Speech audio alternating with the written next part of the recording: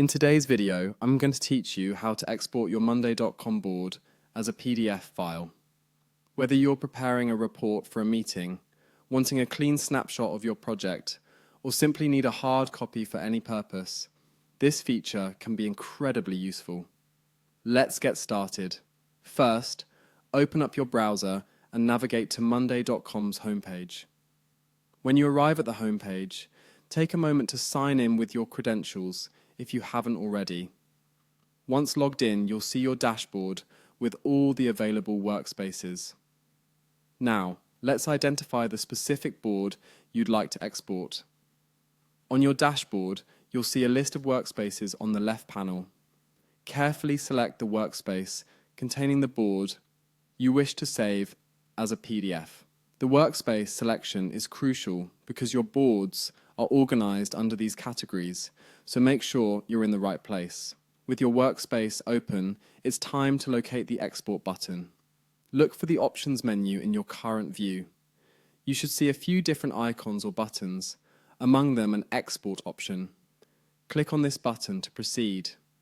This step opens up a range of export options for you to choose from, allowing you to take the board information out of Monday.com into various formats. Next, from the menu that appears, you'll want to select Export to PDF. When you click this option, a dialog box or settings panel will likely appear.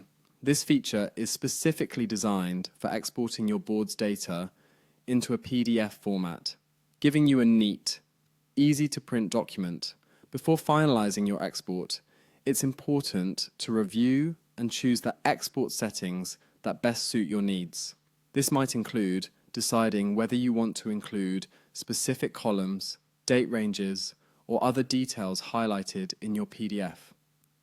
Carefully consider which information is essential for your final document.